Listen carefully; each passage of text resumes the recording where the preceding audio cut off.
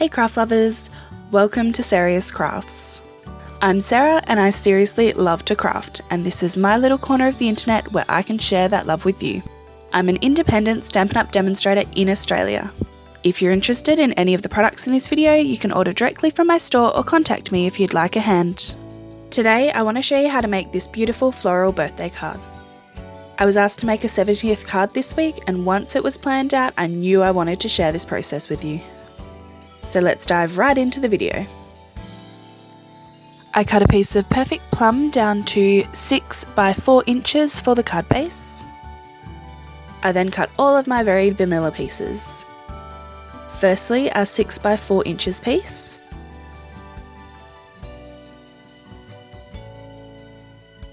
Then a 4 by 3/4 of an inch piece. A 3 by 3 inch piece. And then one more at 6 by 4 inches. Lastly, I cut a piece of gold glimmer paper down to 2 7/8 by 2 7/8 of an inch.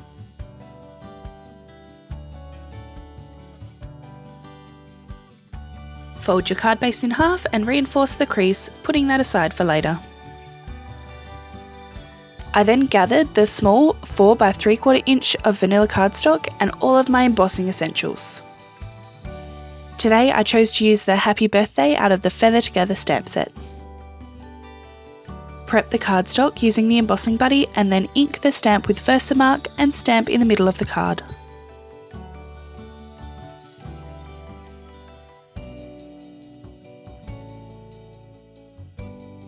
I then took my gold embossing powder and covered the card before tapping off any excess.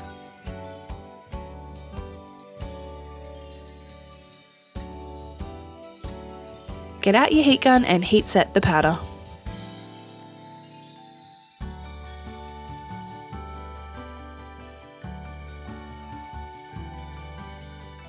Next, I took the square piece of very vanilla cardstock along with my perfect plum and mint macaron markers and the flower from Floral Phrases.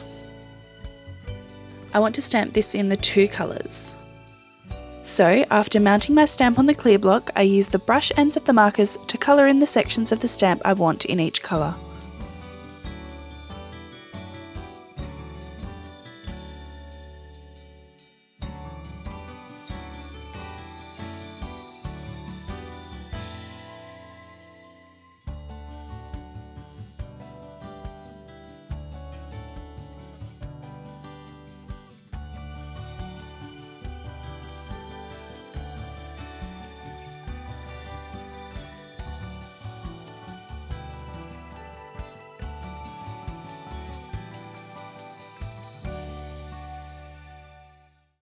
Once you have it coloured the way you want, you need to huff on your inked stamp. The condensation from your breath will help reactivate the ink for a better stamped image. I stamped this to 1/2 of my square piece as if it was cut in half to be a triangle. I want to mirror this on the other side, so I repeated the process.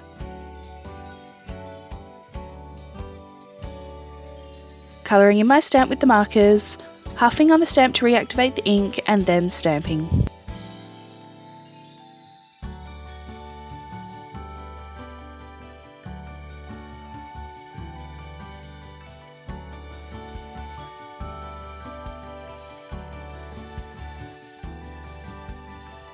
With all the stamping done, it's time to get the big shot out and do some cutting. I wanted to trim my stamped flowers down a bit, so I used the largest square die from the stitched frameless set. I used my magnetic platform and 1 clear cutting plate, followed by my stamped image and the die. Once I had it all lined up, I placed a second clear plate on top and ran it through. I love the look of these dies, they really add that little extra.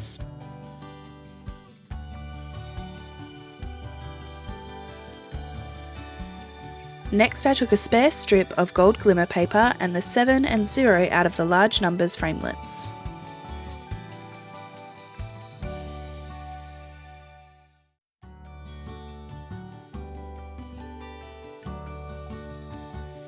and ran them through the Big Shot using the same setup.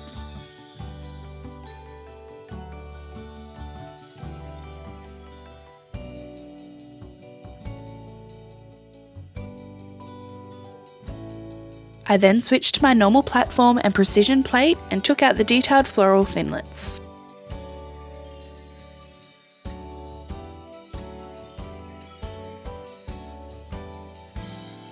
First, I lined up the biggest die towards the middle of one of the 6x4 inch pieces. You can shift this up or down as you please depending on how much Very Vanilla or Perfect Plum you want to see. I added a clear plate and ran it through the Big Shot. I took the die piece away and then used the thin border piece from the same set to line up the edge of the design. Once more, put the clear plate on top and run it through the Big Shot.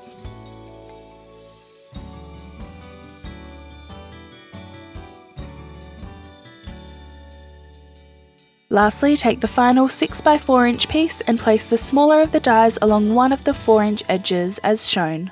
Place a clear plate on top and run it through.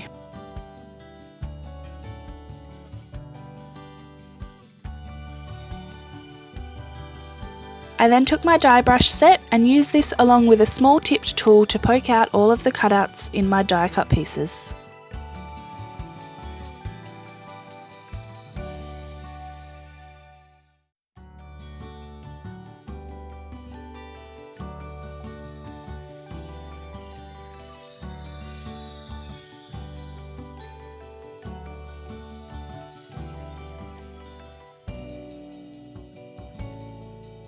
Now we have all our elements, it's time to assemble our card.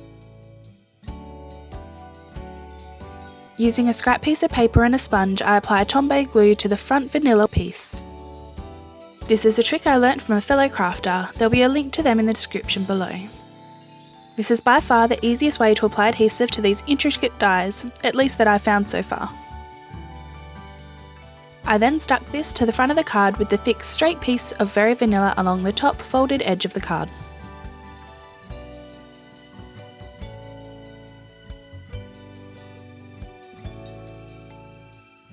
Before adding my glue, I trimmed a tiny amount off the 6-inch length so that it would fit within the card better. Repeat the gluing process for your other intricate die piece using a new scrap piece of paper, or by wiping down the surface if using a silicone mat. Once the glue is added, I stuck this to the inside of the card, intricate detail to the bottom.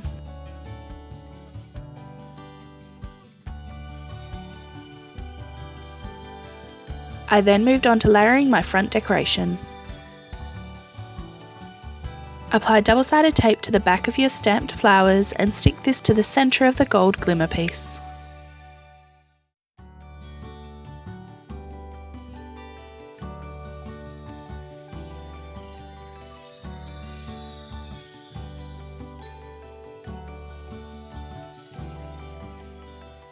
Add dimensionals to the back of this and centre it towards the top of the card before securing in place.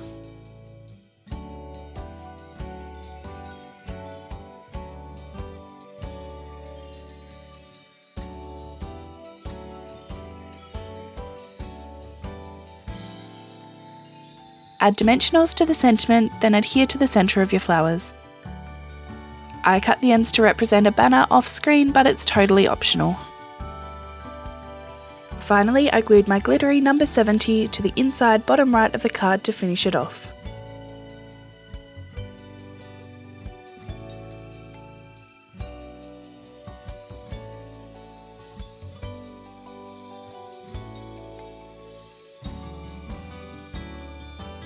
And there you have it, a finished card. I hope you enjoyed my tutorial and I hope to bring you more in the future. You can find all measurements and products in the description below. If you'd like to see more, you can check out my other videos or check my blog for other ideas. I'd love your suggestions for what card to make for you next. Have an amazing day and happy crafting!